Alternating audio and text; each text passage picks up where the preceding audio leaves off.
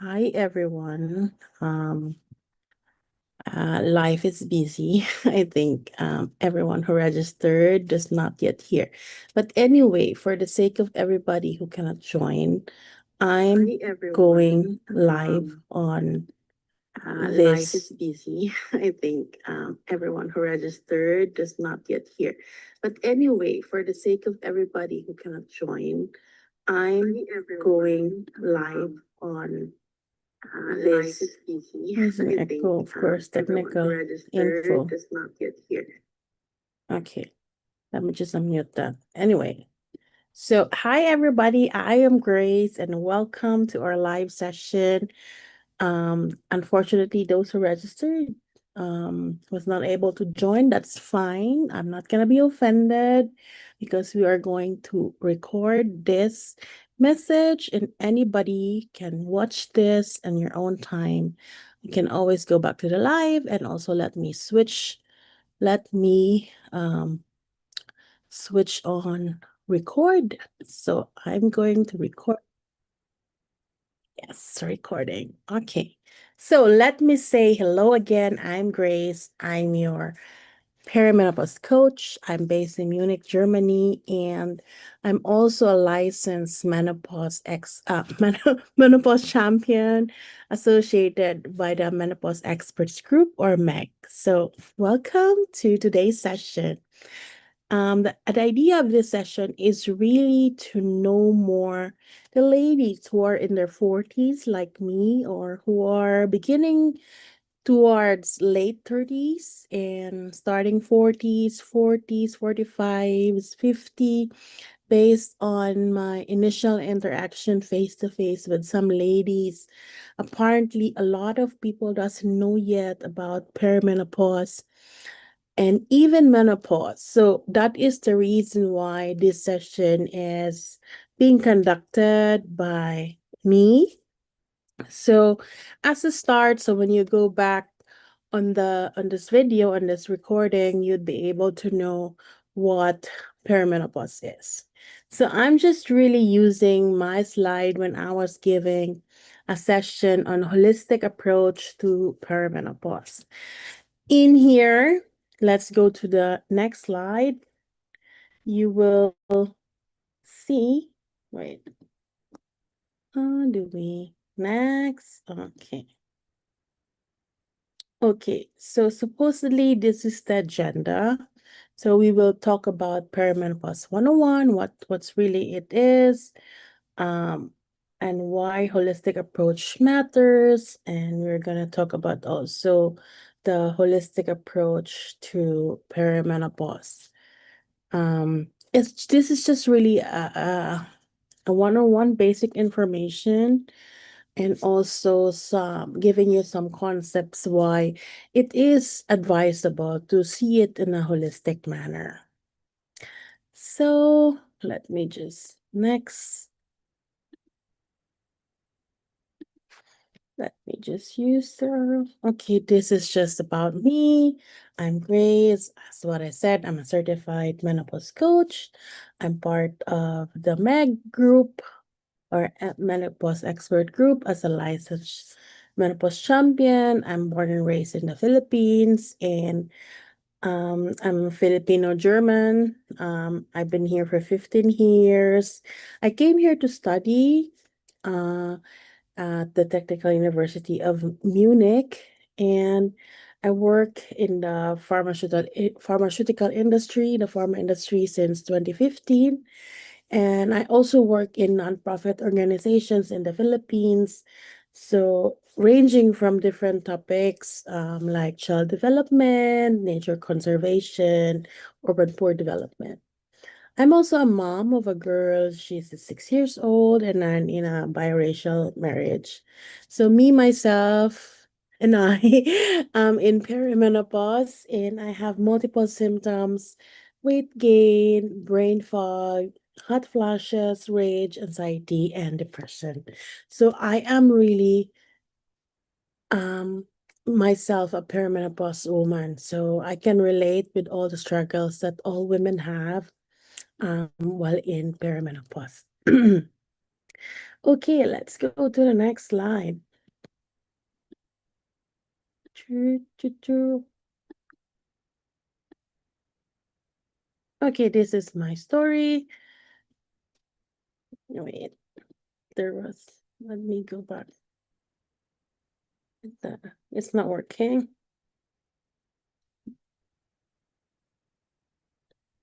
It's not loading. There it is. Okay.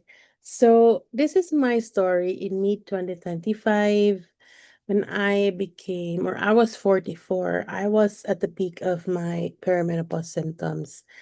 And I was really in the dark, like emotionally. I have a lot of emotional symptoms.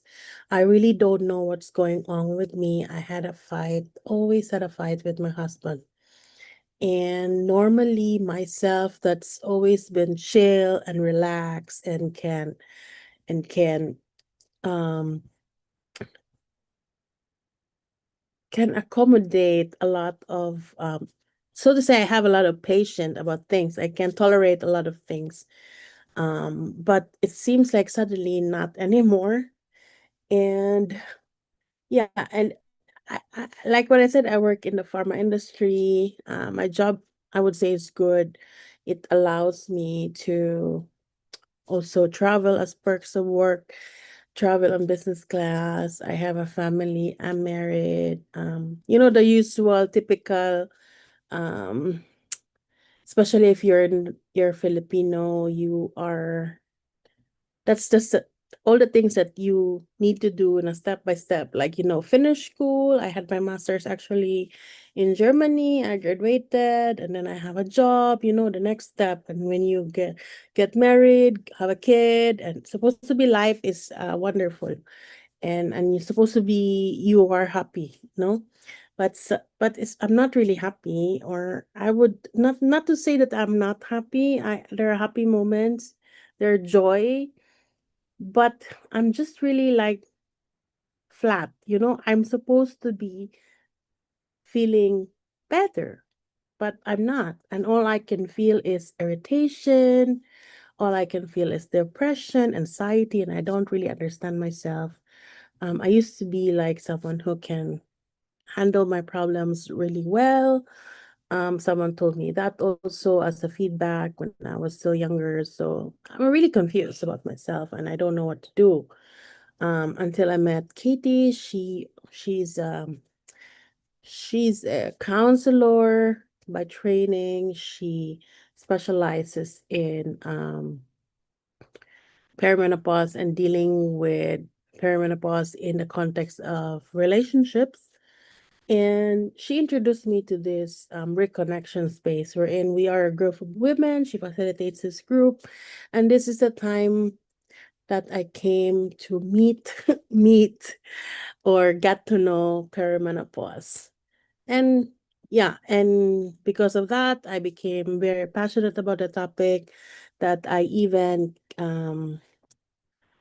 studied about it, like become a certified coach, and also a licensed menopause champion. And I also founded the Perimenopause. This is about me. Now let's go to what really is perimenopause. So a lot of women doesn't really know what perimenopause is. And there's a lot of misinformation about perimenopause. So let's just go there. Okay. So the best way to really know what perimenopause is to understand or define menopause. So menopause in its technical definition is really the day, it's only one day actually, after not having a monthly period for a year. So in my example here, for example, January 1, 2025 is the first time you didn't have your period until December 31st, 2025, no period. So on January 1, 2026, you are officially in menopause. So as long as it's not coming back, and it's never gonna come back, it's a complete cessation of your monthly period, then it means that you are in menopause. It's only a day, it's an event that happens for a day, and after that, you are post-menopause. So,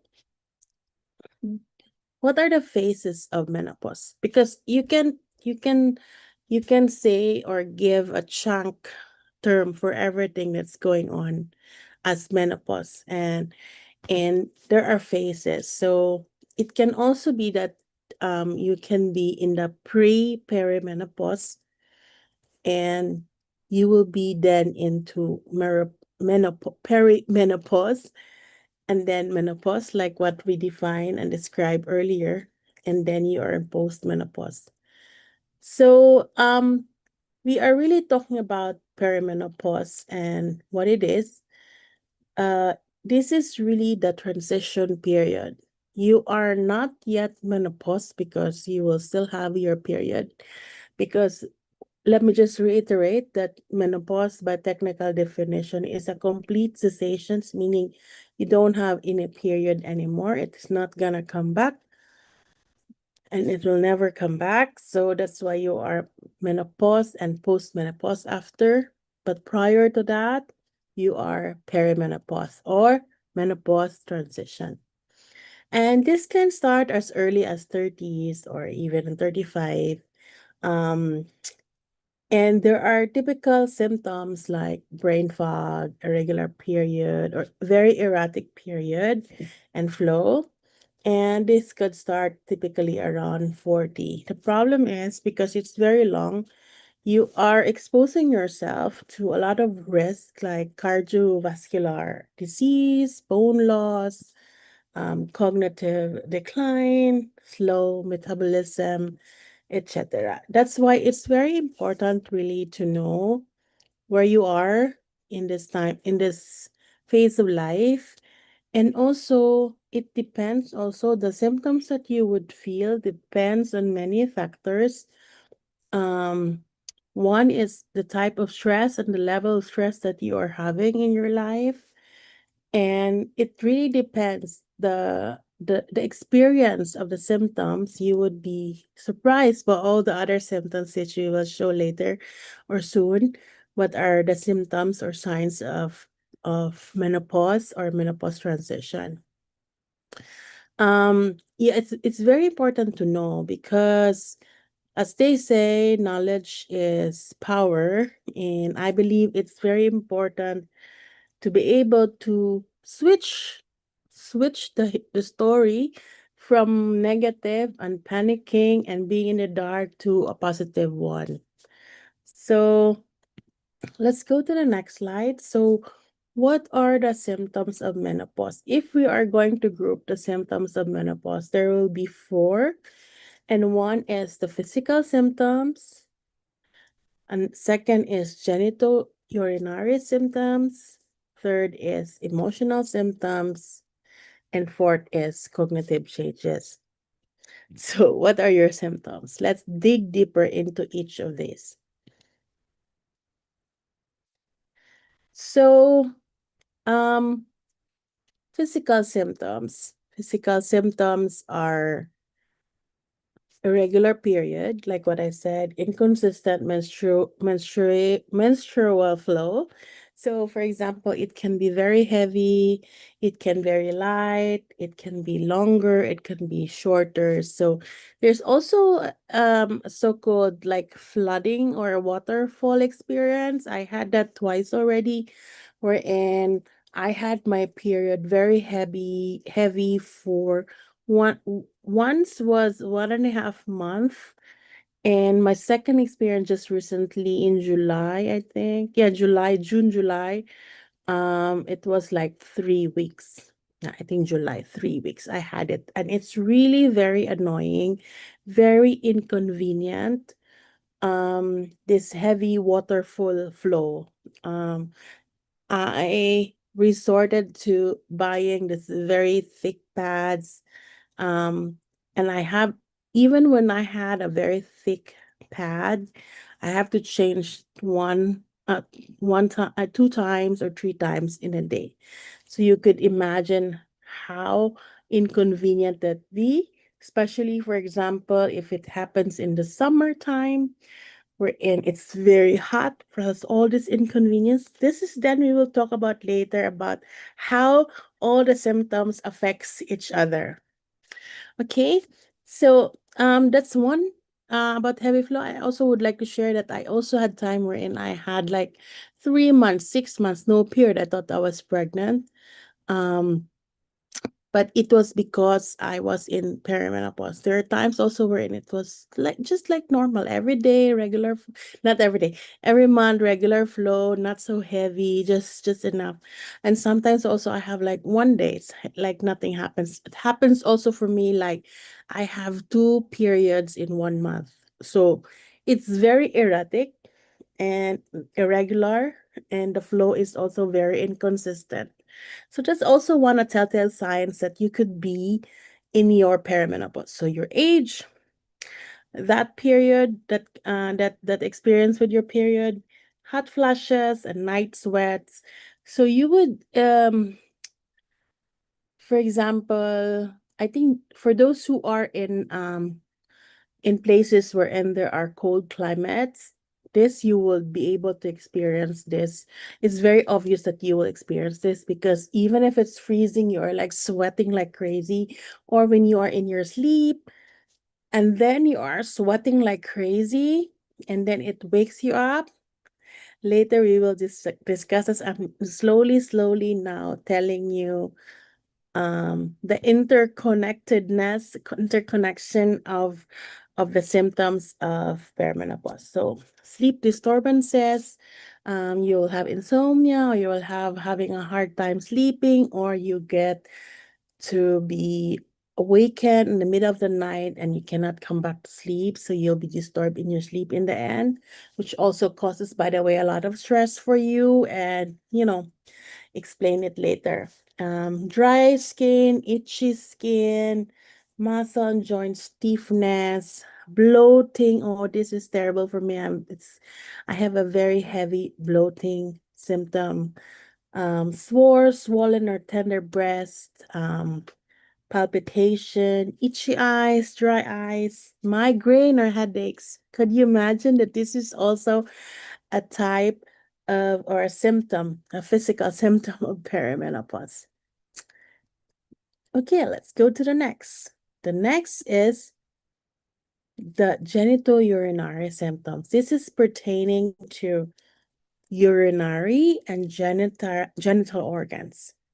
Yeah, so this is the time we're in. Maybe you're not in the mood for romance in bed. You don't have low libido, so you don't have appetite for sex, or it could be really painful because it becomes really dry your vagina. Um, as vaginal dryness is also one of the symptoms. Difficulty reaching orgasm, or you have a lot of UTI issues, or you have difficulty, you have incontinence, or also UTI. You are prone to UTI in this stage or in this time of your life.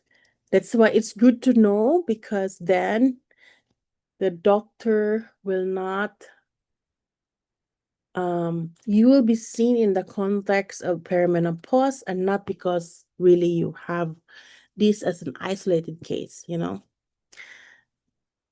Okay. The next is emotional symptoms.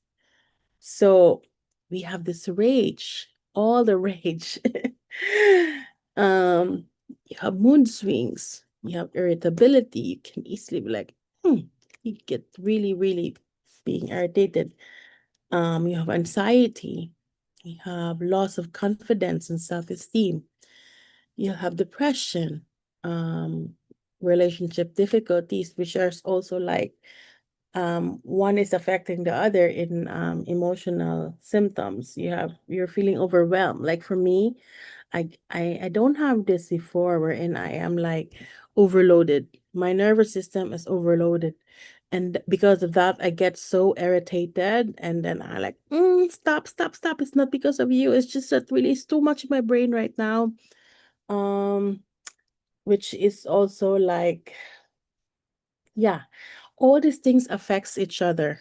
Yeah, so these are, it's good to be aware, and it's because there are ways to manage it. And once you practice and manage it for a very long time, you will hopefully come to a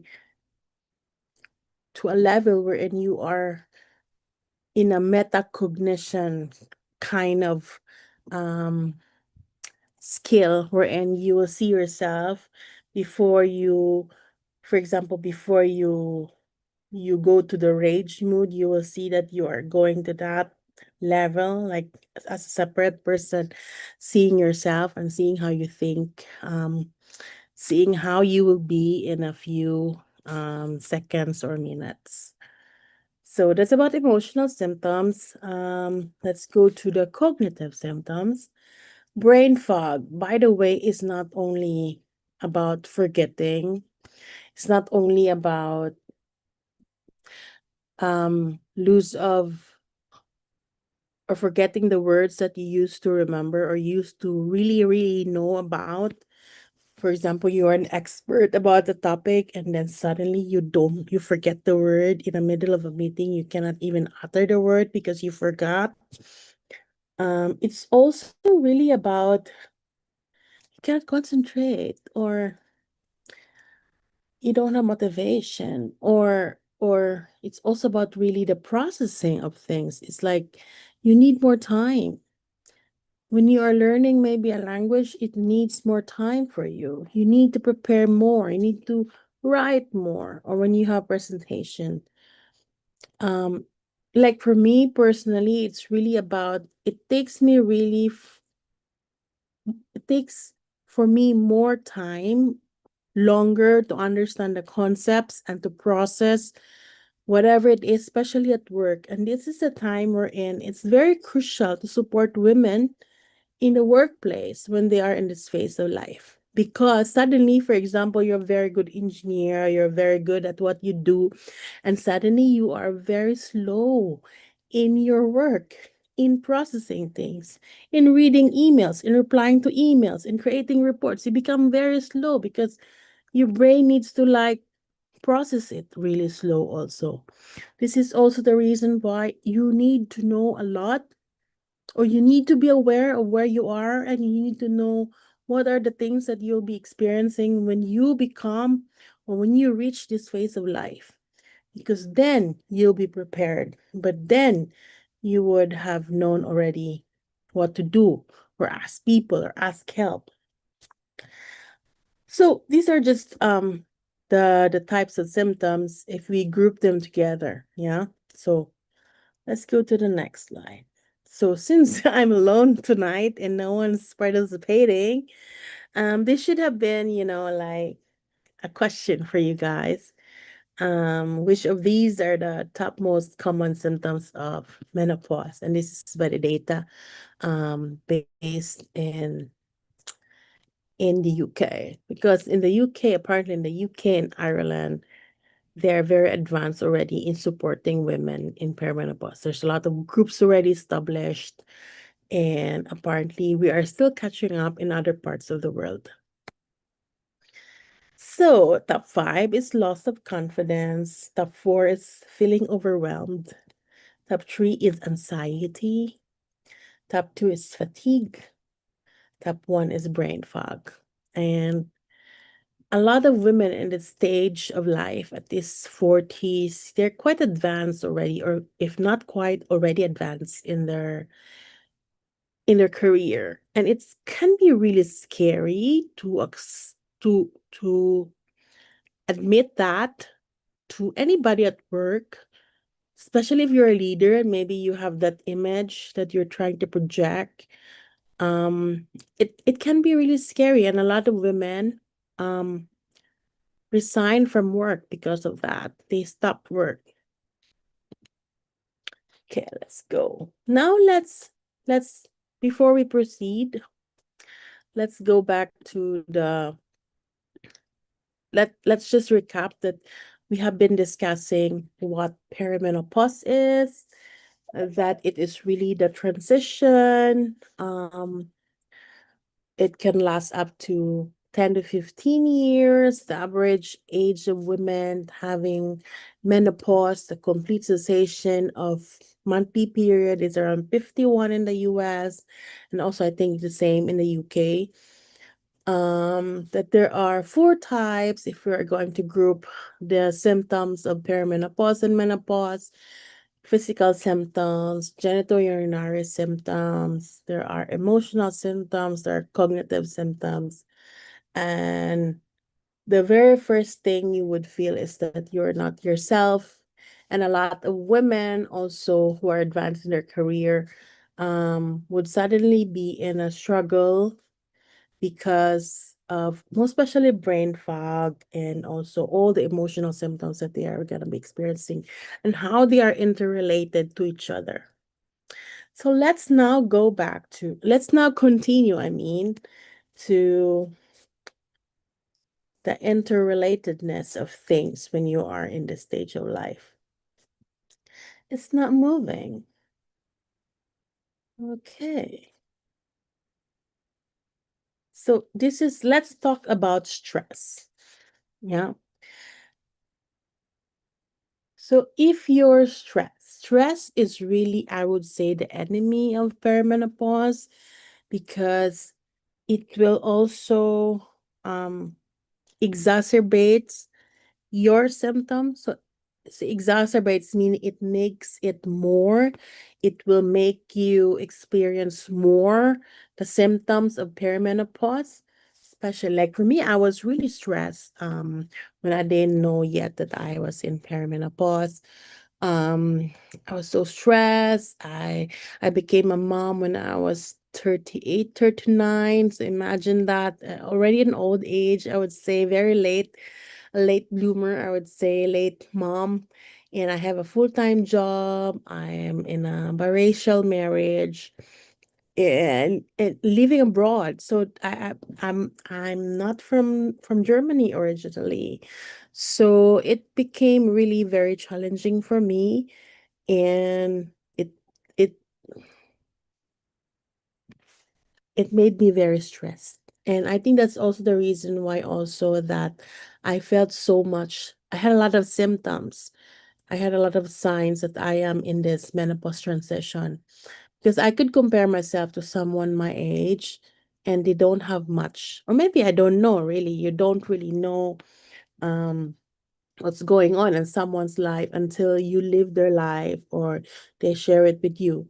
But what I can say from my own personal experience is that I have a lot of symptoms and I was so stressed.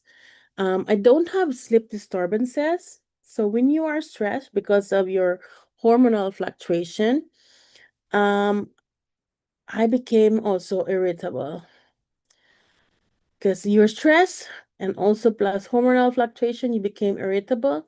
As a symptom of hormonal fluctuation, you are already irritable. Plus you're stressed, you become more irritable, which can lead to anger and frustration. And when you are angry, it could also lead to anxiety and all the thoughts, intrusive thoughts and negative thoughts that comes. It leads to low energy and you're very tired. And then again, it's a vicious cycle. It's like, it's a chaos of cycle that's affecting each other. Um, and it gives you low motivation, and also maybe because you are so overworked, your brain is so overworked, then you have a problem falling asleep or staying asleep, and then in the end you have very less time to sleep, and then you will wake up again, the vicious cycle. Irritability, plus also you are experiencing night sweats, you cannot sleep, plus it's very hot, it's crazy hot, and then you would wake up tired, and then again the cycle continues. I hope you will see the interconnection and the relationships between all the symptoms. And it's why it's very important not to see them only in one aspect. Okay, she's having a hard time sleep. Let's, I don't know, go to the doctor. And maybe the doctor doesn't see this in a context that you are in perimenopause. And they would only see this as a single isolated case. And instead of attacking the whole gamut of things, the whole things that affects you, only a band-aid solution. And this is the reason why I'm advocating for a holistic approach to perimenopause. I heard some ladies like, oh, just give me a medicine, just, I don't know. But it's really important to see in every aspect. That's why if you approach me as your coach, for example, that's why I don't only ask you your symptoms. I will also ask you your stress level. I'll ask you your kind of work you describe to me. Will ask you your life. Are you married? Are you single? Are you have kids, etc. Because we need to see how we can attack um perimenopause that because that would encompass all the other. So let's get another example. So another example is weight gain. So you have your weight gain because hormonal changes can make you gain your weight. Well, you see, can make you gain weight. Um, so you have your weight gain. You see, my brain fog is telling me gain weight, gain weight. You have your gain weight. Anyway, you have your weight gain, and because of that, you feel ugly. You feel not sexy anymore. You used to be really can you used to like be able to, wear those very nice, cute dresses, sexy ones, and now you cannot anymore. And of course, it affects you. It affects your self-esteem. It affects your image, and it affects also your emotions, no? And then your stress. Oh my God!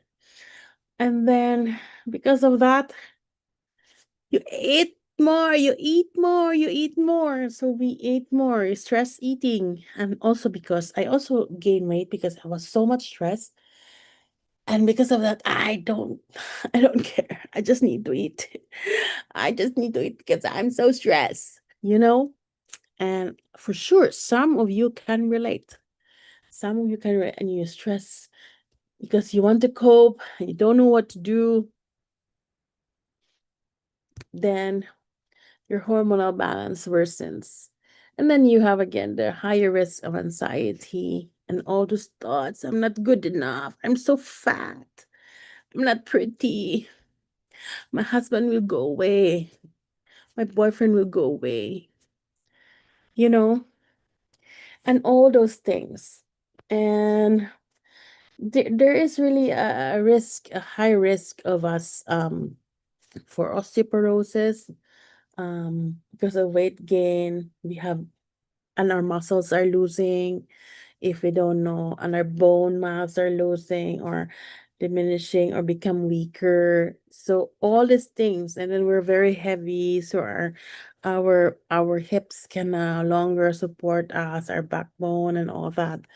So yeah, and also if we gain weight, of course it increases our risk of cardiovascular diseases. And also the hormonal fluctuation also um causes all this risk because the way your body process everything inside. I'm not a doctor. We need someone to talk about this and explain more.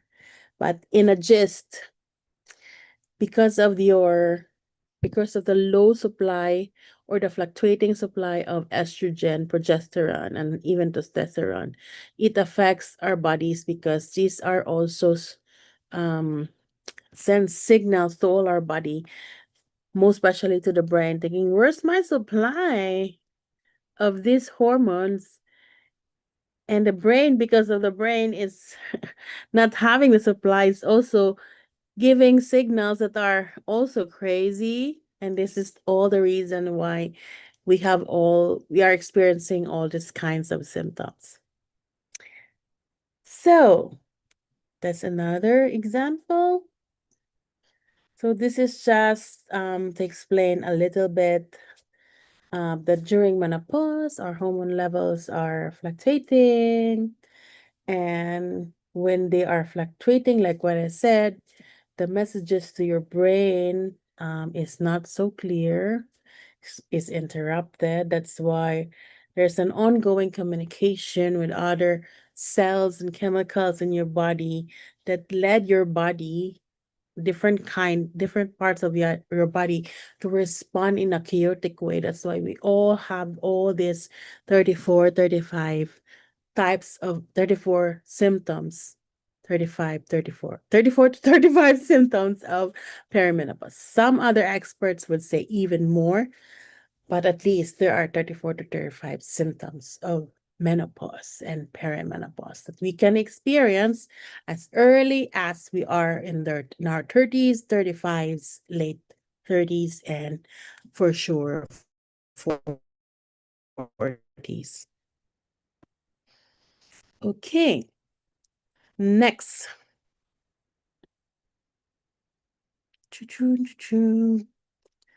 So perimenopause is not just a transition. It is like a rebirth. It is your other half of your life. Menopause as a big chunk of term for things that are happening, not only the cessation, like the whole phases. Menopause as a whole is basically your life until you die. Great news. The more reason for us to be really prepared, even when we became 30s, most especially when we are in our mid 35 and late 30s and 40s, to really be prepared and be knowledgeable or be educated about what it is. Because only then we'll be able to tackle this. Only then we can change the narrative into something positive. Because think of all the symptoms. Think about it. It gives you stress also. It gives you not a very difficult and not a very nice feeling. At the beginning, I would say women are cursed.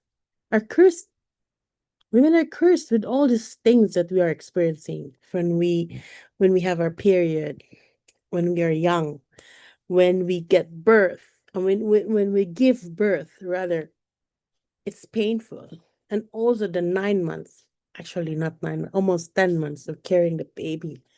Plus, plus when the baby's out, pregnancy is even just the easiest part of it.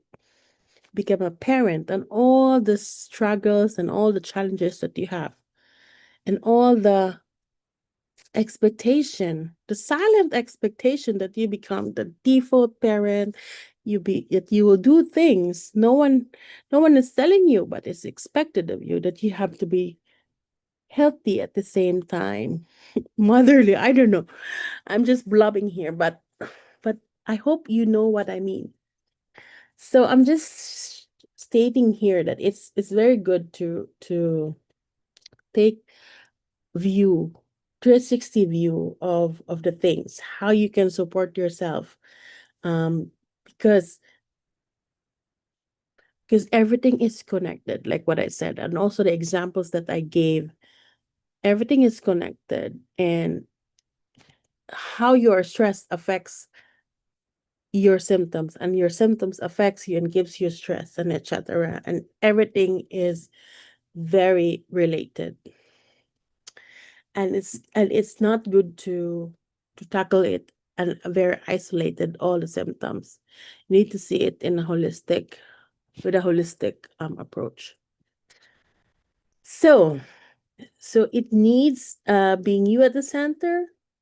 So it needs that you will examine your nutrition, how you sleep, also your feelings and stress. You have to be more aware, you have to be more self-aware. You have to do extra things to manage your emotions, and also mental, especially when you're still working. It just means that you have to adopt more You have to prepare more. You need more time for everything. If it's very slow for you to understand things and to process things, and also spiritual. You need inner peace. Inner peace is the time wherein inner peace is very much important. Mental health is very much important in your 40s. Start when you're in your 30s, but very much important in your 40s. Relationships is also the time for boundaries, for setting boundaries, for finding your community. You don't need to experience this alone. Yeah. And you need the support that you can get. Delegate if you need to, if you can delegate. And also, it's time also to consider your environment. Your environment affects you. Yeah. It gives you also more stress and etc.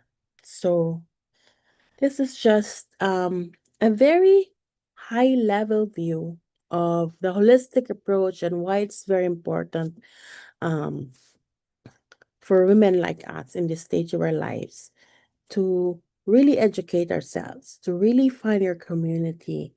We are now in a modern world. We can be, if you cannot find your community, we can start with just our digital community, online community, and invite more people in. The more, the merrier. Yeah. So, I think it's getting really long, and I can continue later on. Um, I can't stop here, or maybe this is the last slide. This is gonna be recorded anyway. So there are the key areas that support you through menopause, and and this could start like what I said in your 30s. So physical well-being, move your body. I know it's a struggle. Like for me, it's a struggle because I'm a very busy person. I'm a mom. I have a full-time job. I have a business. I have a husband. I live abroad and help. Right now it's good. We have our Auntie Beth who's helping us at home. Um, but yeah, you could imagine when maybe if I'm in the Philippines, this is very, very, very easy, maybe because the village is there. I don't have the village. When you don't have your village when you are at home, and when you're abroad, I mean. My parents are not here. My husband's parents are farther away also.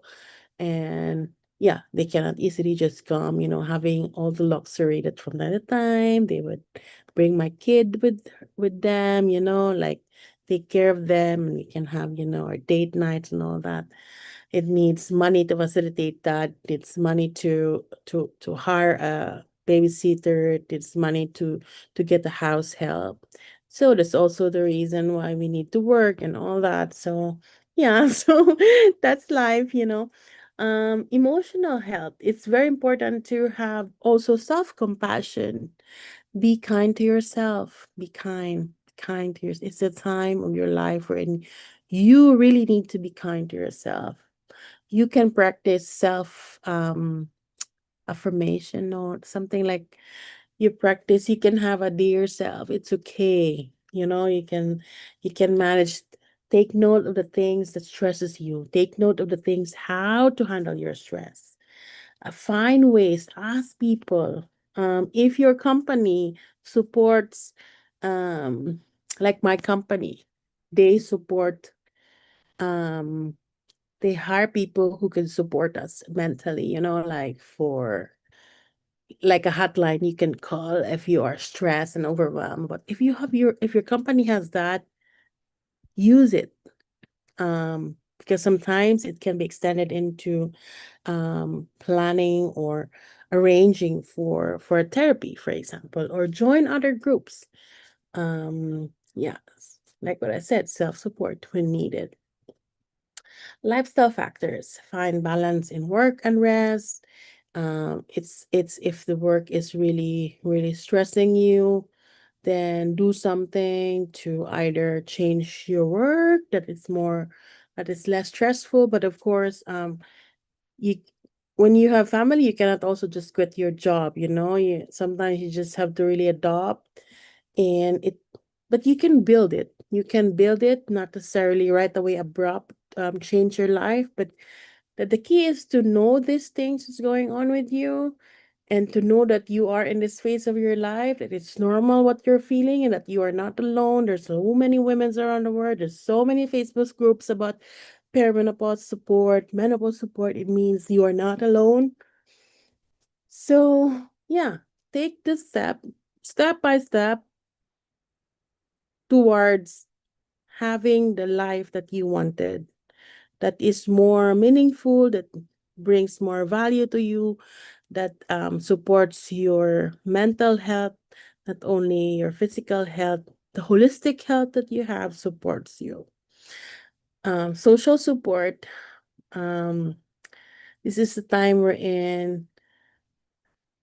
You reach out to your friends, just out of the blue, call friends, join groups or communities, and don't hesitate to ask for help. You can also share, be vulnerable and share. And whoever it is listening, maybe have the same experience as you. Like what I'm doing right now, I'm sharing my experiences, I'm sharing my knowledge, and hopefully it would reach to all my perimenopause women out there. Please, the goal really of this session is to know what you really need. So I would be able to know how to help you, how to support you. I could think of ways to support a perimenopause woman like me, but my experience can only be one out of so many experience. That's why I need you to tell me, do connect. Yeah. I have my Instagram page.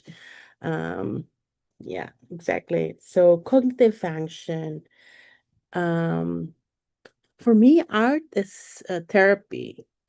Art, something doing with doodling, for example, or just painting, be with the flow. It's an experience with my hand and my brain. I believe it, and I don't think of anything else. It's not like when I'm scrolling or whatever. It's a very good exercise. And also I learned that the brain is can adapt. Um if you keep on resisting, why am I having this? Why? I mean, it's very difficult for me right now. Why? I'm so tired of all this. Then your brain is limited. You don't allow your brain to adopt. Because when you allow your brain by existing effort, by exerting effort, you see my brain, exerting effort to adopt in a holistic manner the things that you're experiencing in your 40s when you are in perimenopause or menopause transition, you will give opportunity for your brain to practice and practice and practice, and it adapts. It adapts, and I think this is also the reason why, even if, like for me, I noticed myself that yes, I do have these emotional symptoms, but I also notice myself when I'm about to go on short circuit, when I'm about to go on overwhelmed, overloaded. I know there is a split second, 2, 3 seconds, I would know. And I would stop myself. It's like, I'm like, oops, wait, I don't need to be triggered. Although it's not perfect, but I am in this stage. Had I not take notice, had I not learned, had I not known, had I not joined this group with Katie, had I not learned and watch and, you know, I think I would still be in the dark, and, I would still be really overwhelmed. It's not, it's not a guarantee that I will not be overwhelmed, but at least I have this metacognition skill. It's not yet perfect. I still get triggered, but there is some improvement. This is the reason why we need to learn more about this. So, what else? Daily habit that helps. Be kind to yourself. Breathing is very important. Even if you're sitting down in the train, in the car, while waiting for your kid, I don't care if they see me breathing hard. It's important. Also, this movement, it's alternative movement of butterfly hug. And you can say, oh good, everything is good. Whatever you want to say that calms you down. And also I learned from my therapy. When you're angry and instead of snapping, before the split seconds that you'll notice yourself gonna snap, you have to give a fist. Think about all the things that makes you angry, makes you angry. And then when you're ready to let go, you have to like shake it off. It's like the Taylor Swift. Shake it off. And then you do it again until you're ready to let go. Ready to let go. Yeah. So there's so many things that you can do to manage. Um, yeah. Get outside. Out is better than in. So have that walk. If walk means window shopping, then go for it. Whatever it is that makes you go out. Um, drink a lot of water, eat nourishing food. What I did for myself is I'm not yet perfect. I'm really struggling ever since I'm struggling with my weight. But this is when in my 40s, this has been my heaviest. And one thing that helped me really is switching into high protein diet with fiber. And you I we Filipinos, we love to eat our rice. Rice is life for us. Rice in every meal, breakfast, lunch, dinner. I have to stop myself or to diminish or to lessen my intake of rice. Um yeah, so you can also have use olive oil. Um Also in the evening, in the morning, have a protein diet. It's okay. Eggs, the steak that you ate, and there's an extra thing from the evening, eat it. Eat it in the morning. Yeah. Eat first your protein. And then you can have some avocado toast or just avocado, mix it up, a little bit of a salad or fruits. The berries, the colorful berries, these are very good. Um, do that brings joy. And also very important, when you are noticing yourself that you are getting overwhelmed, you're getting annoyed, irritated, sing, sing, get a ham. Make your like sing like in your musical. I'm getting hungry. I la la la la. And you'll notice your mood um gets improved. Because I think you will not be angry when you're singing, like just do that. That's the trick, you know. Um yeah, and then also in the evening create a routine. A routine if you're the ones who if you have a difficulty sleeping or I will send in my post in YouTube also because I'm gonna post this one. Um have a good evening routine. Doesn't need to be expensive routine. Maybe a shower would be good. And also I heard and I learned that use your bed only for two things. That's what she said. She was a sleep expert. Use your bed only for sleeping, like really sleeping, and sex. That's what she said. Other than that, don't be in bed. So when you're just scrolling in bed, just no, do that somewhere else. Do that in the sofa or read a book.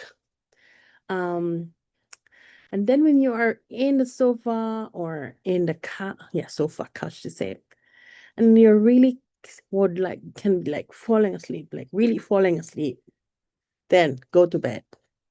But then also lighting is very important. It has to be really dark. It has to tell your brain that you are in the evening mode, that you are really going to sleep.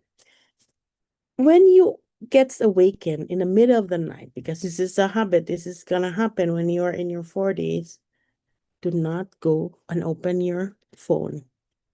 as much as possible, you cannot control, then put your phone somewhere else. Okay. And what else? And also in the morning, it's nice to have like for me, I experience anxiety and low motivation in the morning. It's really good to also have slow mornings. If you are a mom like me and brings the kid to the daycare to school, and this is usually morning rush, make it a point that after you bring your kid, you have a little bit of slow morning or wake up before everybody else. But this waking up before everybody else, waking up early also needs time to sleep early also. So sleep at 10 o'clock and then wake up early, 5 a.m. club or 4 a.m. club. And before, when my kid was still very young, like toddler or even younger, I used to really wake up early, and I what do I do? And then I do my morning routine, like I journal, and some people there's a recommendation, just a 5-minute journal wherein you just write whatever that comes to mind. And then after that, I do my tasks, like what are my to-dos for the day. You can even already jot that down in the evening, what are the to-dos for the next day so you are prepared. Or like when people still go to office, when I still go to office, before pandemic, way before pandemic, I would usually just after sleep go right away to the shower, and that becomes part of my morning routine. Get ready, makeup, all these things. Even if you do home office only, it's good also to do that. It signals your brain that you are no longer um in your sleeping, time, that you are not prepared for the day. That's also good. So slow mornings, things that you love to do, you can do. Yeah. What else I can think of? And also you will notice that in terms of changing or having the correct mindset when you are in this stage of your life, sometimes you are angry because you don't like the things that you don't like anymore your life, or maybe you want, or maybe in my let me just tell you, in my case, um when I went here in Germany, I became really very adoptive, super adoptive, that I used to work really, like my passion is really working with people, building communities. I can do that when I was in the Philippines, but since I need to stay in Germany also for my parents, to support them, I became really, really very adaptive to the point that I landed in the pharmaceutical industry, and I just use my skills in a different context. And also I have built my career for a decade or more, almost 11 years maybe right now, but at least a decade in the pharma industry, in the regulatory affairs, in the clinical operations. So I became really, really adaptive. But when I started to be 40s, I thought it's still, a contemplation right now, but I am in the dilemma we're in. I also want to go back to what I really love. And maybe a lot of women are building business when they're in their 40s, or it's normal. Yeah. So a lot of these things are happening. So you see, it's really about or before I say that, it's at this stage of your life, you are confronted with things that you don't like. And I think also my belief is that you became irritable, you became anxious, you became depressed because there are things that you don't like. There are things that you can no longer tolerate and that you want to change. And it's a time where like we're in, yeah. take the step to build the life that you really want until you die. And this is an invitation. Perimenopause is an invitation for you to do that. But the very first step is really know where you are, really know what's going on, really know what are the symptoms, really know how to deal with this, and all the things that I've said, finding community and all that. And when you are in that stage, and I believe this is then you can fully transition, not only physically, not only the physical part, of course, the how do you call it? Physical, emotional, and all that, but also I would say spiritual in a way. Your mindset maybe is part of having an embodied spirit or soul, if you believe in that. Um, yeah, it's part of mindset change. It's part of really switching or the story from negative and suffering to something positive, that these are things that you can really manage.